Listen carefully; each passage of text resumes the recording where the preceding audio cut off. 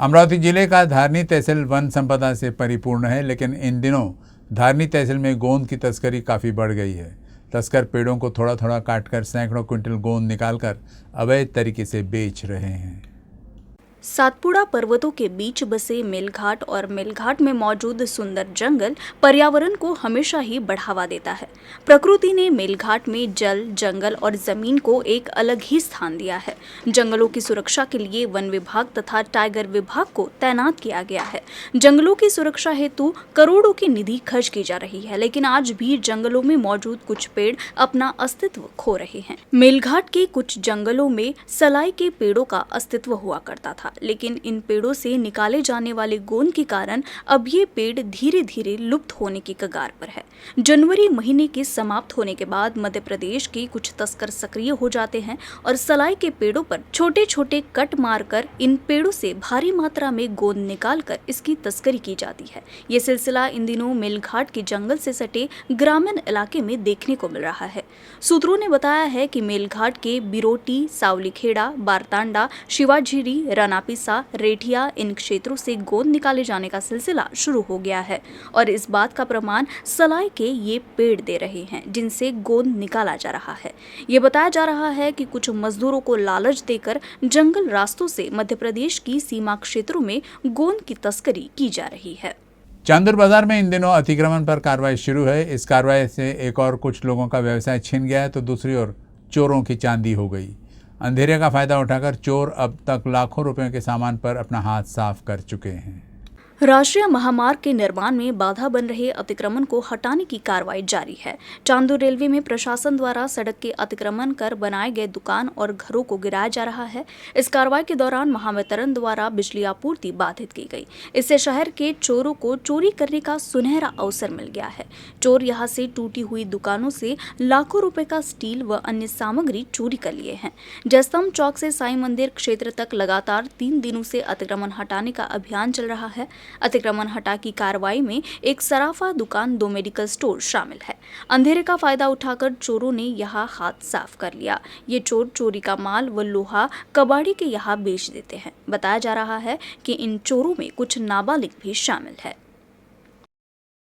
Work order देने के बाद भी 3-4 माह से अमरावती में जल जीवन मिशन का काम ठप है, जिससे नागरिकों को पानी की कमी का सामना करना पड़ रहा है। इस पर रोष जताते हुए विधायक रवि राणा ने सभी लंबित कार्यों को अगले 15 दिनों में पूरा करने की सीमा दी है। अगर निर्धारित समय पर यह काम पूरा नहीं हुआ तो अधिकारियों को गांव में भेजने की चेतावनी दी है। विधायक रवि राणा की मौजूदगी में महाराष्ट्र जीवन प्राधिकरण के अधिकारियों की बैठक हुई। इस बैठक में जल संकट सहित विभिन्न जलापूर्ति योजनाओं की समीक्षा की गई। केंद्र सरकार द्वारा पानी की कमी को स्थायी रूप से खत्म करने के लिए जल जीवन मिशन के लिए धन उपलब्ध कराया गया है, लेकिन ये कार्य अधूरा होने से नागरिकों को परेशानी हो रही है और नागरिकों को पानी की किल्लत का सामना करना पड़ रहा है। इसलिए विधायक रवि राणा ने इस पर खेद जताया। उन्होंने अधिकारियों को जल संकट से निपटने के लिए कुआं अधिग्रहण, हैंडपंप, नदी, नालों, तालाब आदि के गहरीकरण को प्राथमिकता देने की सलाह देते हुए अधिकारियों को समय पर पूरा करने की बात कही है। अमरावती जिल्ह्यामध्ये पाणी टंचाई संदर्भात अमरावती शहरमध्ये, ग्रामीण भागामध्ये मोठ्या प्रमाणात पाणी टंचाई असते आणि पण 46-47 डिग्री उन्हामध्ये खऱ्या अर्थानं पाण्याची गरज असतो। मजूर माणूस असू द्या, घरामध्ये, प्रत्येक गावामध्ये, शहरामध्ये पाण्याची गरज असते आणि पाणी टंचाईच्या माध्यमातून विहीर अधिग्रहण करायचं आहे, काही ठिकाणी हापशा करायच्या आहे, अनेक ठिकाणी जल जीवन मिशनचे कामं सुरू आहे। आता आढावा घेतल्यानंतर हे लक्षात आलं की उद्धव ठाकरेंच्या सरकारमध्ये ज्या पद्धतीनं जल जीवन मिशनच्या माध्यमातून केंद्रातून पैसा आला आणि त्या ठिकाणी जल जीवनच्या कामाची सुरुवातच केली नाही।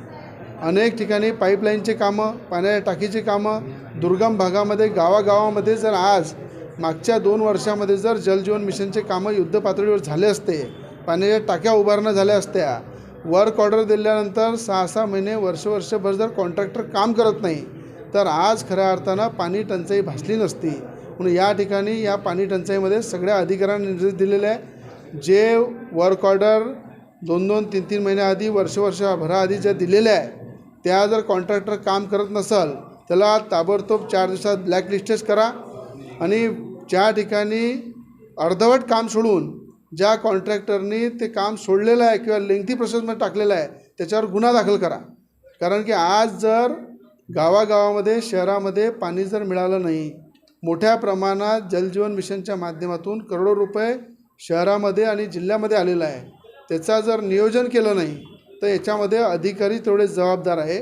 मागची सरकारसुद्धा मोठ्या प्रमाणात याच्यात जबाबदार आहे, ज्यांनी कधी या संदर्भात कुठली आढावा बैठक घेतली नाही, कुठल्या प्रकारचं लोकांना पाणी पाजण्याच्या संदर्भात, पाण्याच्या नियोजनासंदर्भात निर्देश दिले नाही. आणि आज या जिल्ह्याच्या बैठकीमध्ये सगळ्या अधिकाऱ्यांना निर्देश दिलेले आहे, गावागावामध्ये फिरा, AC मध्ये बसून कॅबिनमध्ये काम करू नका, AC च्या बाहेर निघा, प्रत्येक गावाच्या ग्रामपंचायतपर्यंत जाऊन त्या ठिकाणी खरंच त्या गावामध्ये शहरामध्ये आता शहराच्या भागी काय ठिकाणी काय पाण्याची समस्या आहे ह्या अधिकाऱ्यांनी कराव्या. अन्यथा त्या कॅबिनमध्ये बसलेल्या AC काढण्याचं काम आम्ही करू आणि त्या अधिकाऱ्यांना उन्हामध्ये तानामध्ये त्या ठिकाणी फिरू. अमरावती जिले के भातकुली तहसील के वाठोड़ा शुक्लेश्वर गांव में एक किसान के खेत में लगे प्याज की फसल को अज्ञात आरोपी ने दवाई का छिड़काव कर पूरी फसल बर्बाद कर दिया. इससे किसान को काफ़ी नुकसान हुआ है. अमरावती जिले के भातकुली तहसील के वाठोड़ा शुक्लेश्वर गांव के किसान अब्दुल शहीद ने इस बार अपने खेत में प्याज लगाए थे. प्याज की फसल अच्छी हो इसके लिए उसने समय समय पर पानी और खाद भी डाला. अब प्याज की फसल खेत में लहलहाने लगी है, लेकिन किसी अज्ञात आरोपी ने उनकी फसल पर दवाइयों का छिड़काव किया, जिससे पूरी फसल बर्बाद हो गई. इससे किसान को काफी नुकसान भी हुआ है. इस मामले में पुलिस थाने में भी शिकायत दर्ज कराई गई है. कांद्याचं नुकसान कोणातरी रातचं येऊन 2-3 टाक्या याच्यावर राऊंडअप मारलेला आहे. 1.25 लाख रुपयाची त्याची भरपाई झाली पाहिजे. हे 1.25 लाख रुपयाचा होता हे कांदे. पूर्ण मला राऊंडअप मारलं दिसते. हे सध्या मी दिली नाही. आता मी पाहिलं, उद्या पाहिलं का रोग आहे म्हणून मग आज तपासणी केली तर मला राऊंडअप मारलं बा दिसलं. मारायला यायले मला वाटलं का रोग आहे याच्यावर काहीतरी. वांग्याचा झाड दुसरी जे पकार आहे त्याच्या बाजूला लागून त्यालाही थोडंसं घुमवलं त्यानं तर ते ओळखू आलं मला का हे राऊंडअप मारला आहे. त्याचा मक्का आहे बाजूला, त्याला तर मक्यालाही मला पत्ती वाचली आणि गांजरी गवत आहे ते मेला त्याच्यातलं. किसानों के फसल बीमा के संबंध में राज्यसभा सदस्य डॉक्टर अनिल बोंडे की अध्यक्षता में वरुड़ तहसील कार्यालय के सभा ग्रुप में जनता दरबार का आयोजन किया गया, जिसमें मोर्शी वरुड़ तहसील के 1800 मामलों में से 530 का निपटारा किया गया. बाकी बचे मामलों को 15 दिन के भीतर सुलझाने का आश्वासन दिया गया. जनता दरबार में अनिल बोंडे ने कहा कि मोर्शी वरुड़ तहसील के लोगों को किसी तरह की परेशानी न हो, इसलिए जनप्रतिनिधि और प्रशासन को मिलजुल कर काम करना चाहिए. जनता दरबार में फसल बीमा की शिकायत के साथ ही बिजली कनेक्शन काटे जाने की शिकायतें पर भी सकारात्मक समाधान निकाला गया. फसल बीमा के 1800 शिकायतें जनता दरबार में आई, जिनमें से 523 को तुरंत निपटारा कर लिया गया. बाकी के मामलों पर 15 दिन के भीतर सुनवाई का आश्वासन दिया गया. मेलघाट व्याघ्र प्रकल्प की स्थापना के 50 साल पूरे होने के अवसर पर व्याघ्र प्रकल्प प्रशासन द्वारा आयोजित आनंद उत्सव का विरोध शुरू हो गया है. सत्तारूढ़ आघाड़ी के विधायक राजकुमार पटेल ने आनंद उत्सव के खिलाफ आंदोलन की चेतावनी देकर प्रशासन का सरदर्द बढ़ा दिया है. राजकुमार पटेल ने मुख्यमंत्री को पत्र लिखकर आंदोलन की चेतावनी दी है. राजकुमार पटेल का कहना है कि मेलघाट में बाघों का संवर्धन तो हुआ, लेकिन आदिवासियों के लिए यह एक अभिशाप बन गया है. 4-5 दिन पहले मुझे एक मैसेज मिला था.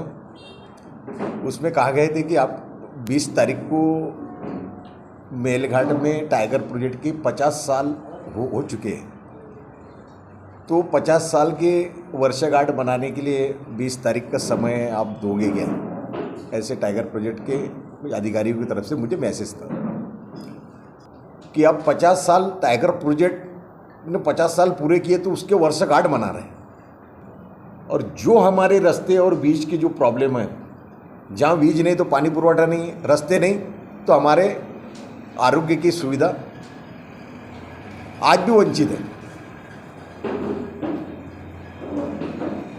मैंने तुरंत पत्र लिखा उनको कि मैंने बोला 20 तारीख को आप 50वां वर्षगांठ जहाँ मना रहे हैं वहाँ मैं ये वर्षगांठ के निषेध करने का कार्यक्रम मेरे आदिवासी विभाग की तरफ से मैं करने वाला हूँ. रास्ते के काम 1980 के पहले अगर जो रास्ता हो, शिशीकरण करने के लिए फॉरेस्ट की परमिशन की आवश्यकता ही नहीं है. ये महाराष्ट्र शासन की GR बोलते हैं. पिछले कुछ महीनों से राज्य सेवा मुख्य लिखित पैटर्न 2025 से लागू करने की मांग कर रहे छात्रों ने शुक्रवार को जिलाधिकारी कार्यालय पर इस विषय में आंदोलन कर सरकार के खिलाफ जोरदार नारेबाजी की। 31 जनवरी को सरकार ने छात्रों की मांग मान ली थी और पुराने पैटर्न 2025 तक जारी रहेगा, इस बात की घोषणा भी की गई थी। इस बात को 15 दिन से अधिक हो गए हैं, लेकिन सरकार ने इस पर अभी तक अमल नहीं किया है और टालमटोल जवाब दे रही है। राज्यसेवेसाठी जो वर्णनात्मक पॅटर्न 2023ला लागू केलेला आहे आयोगाने, तो आम्हाला 2025ला लागू करण्याची ही आमची मागणी आहे आणि आमची मागणी CMOने मान्य केलेली आहे। आम्हाला फक्त हा प्रश्न आहे की ती अंमलबजावणी कधी होणार आहे त्याची। आम्ही त्यासाठी CMOंना विनंती करत आहे की त्याची अंमलबजावणी लवकरात लवकर व्हावी। 2023ला जो UPSCला जो सिलेबस होता तो आम्हाला दिलेला आहे, तर त्यासाठी आम्हाला पुरेसा वेळ नाही मिळणार आणि यामध्ये मला तरी माझं तरी मत आहे की MPSCचा टक्का UPSCमध्ये वाढावा म्हणून हा निर्णय घेतलेला आहे, परंतु आम्हाला पुरेसा वेळ नाही मिळत आहे तो अभ्यासक्रम, म्हणून आम्हाला 2 वर्ष पुरेसा वेळ द्यावा ही आमची मागणी आहे। छात्रों का कहना है कि राज्य सेवा मुख्य लिखित परीक्षा पैटर्न 2025 को लागू करे और तब तक पुराने पैटर्न को कायम रखा जाए। फेब्रुवारीला राज्यभरात MPSCच्या विद्यार्थ्यांचं आंदोलन आयोजित केलेलं होतं। पुण्याचं आंदोलनाला परवानगी नाकारलेली आहे, तरी पण पूर्ण राज्यभरात जिल्हा स्तरावर आंदोलन आयोजित केलेलं आहे। आम्ही अमरावतीचे सर्व विद्यार्थी जमलेलो आहे। आमच्या प्रमुख 2 मागण्या आहेत। MPSC राज्यसेवा मुख्य परीक्षेचा जो पॅटर्न आहे वर्णनात्मक, तो 2023 पासून लागू केलेला आहे। आमचं समर्थन आहे त्या पॅटर्नला, पण आमचं असं म्हणणं आहे की तो पॅटर्न 2023 पासून लागू न करता तो 2025 पासून लागू करावा। आणि दुसरी आमची अशी मागणी आहे की जे 75,000 पदभरती जे आहे स्वातंत्र्याचा अमृत महोत्सवी शासनानं प्रॉमिस केलेला आहे, ते पदभरती प्रलंबित आहे। त्या पदभरतीला त्वरित गती देण्यात येऊन ते नोकर भरती त्वरित राबवावी, हे आमच्या 2 मागण्या आहेत। आज़ादी का अमृत महोत्सव के तहत महाराष्ट्र में विभिन्न विभागों में 75,000 पद भरने का आश्वासन दिया गया है। छात्रों ने भर्ती प्रक्रिया में तेजी लाने की गुजारिश सरकार से की है। चंद्रपुर रेलवे तहसील कार्यालय के हेड क्लर्क को ACB ने 300 रुपये रिश्वत लेते हुए रंगे हाथ गिरफ्तार कर लिया। हेड क्लर्क ने पुराने दस्तावेज की डुप्लीकेट कॉपी के लिए रिश्वत मांगी थी। अमरावती जिले के चांदोर रेलवे तहसील कार्यालय के हेड क्लर्क कैलाश शंकर पुरी को ACB ने रिश्वत लेते रंगे हाथ गिरफ्तार कर लिया। यह कार्रवाई तहसील कार्यालय के स्थानीय अभिलेख कक्ष में हुई। इस कार्रवाई से तहसील कार्यालय में हड़कंप मच गया। अंजनगांव सुरजी अंतर्गत प्रथोट पुलिस थाने की टीम ने गोंड वागोली के पास देशी दारू बनाने की भट्टी को तहस नहस कर देशी विदेशी शराब सहित गुटखा जब्त किया है। पास ही भुलेश्वरी यात्रा के शुरू होने से पहले पुलिस ने यह कार्रवाई की। शिवरात्रि के अवसर पर भुलेश्वरी नदी के उद्गम स्थल पर यात्रा भरती है। इस दौरान अवैध शराब की बिक्री होती है। इस पर लगाम लगाने के लिए प्रथोट पुलिस थाने में थानेदार के मार्गदर्शन में पुलिस ने गोंडाटोली में 3 दारू की अवैध शराब भट्टी को तहस नहस कर दिया और वहां से अवैध शराब और गुटखा जब्त किया। इस मामले में पुलिस ने 5 लोगों को नोटिस थमाया है। महाशिवरात्री निमित्त आपण गोलवागोली इथं केलेली कारवाई आहे। सकाळीच 6 वाजेपासून कारवाई केली। सर्व पोस्ट स्टाफ हजर होता, चांगली कारवाई झाली। अमरावती शहर के गोपाल टॉकीज परिसर में अतिक्रमणकारियों का मामला न्यायालय में विचाराधीन है। फिर भी मनपा का अतिक्रमण विभाग कार्रवाई कर रहा है, जिसके विरोध में भीम आर्मी के नेतृत्व में मनपा कार्यालय पर आंदोलन किया गया और अतिक्रमण विभाग के अधिकारी अजय बंसोले को निलंबित करने की मांग की है।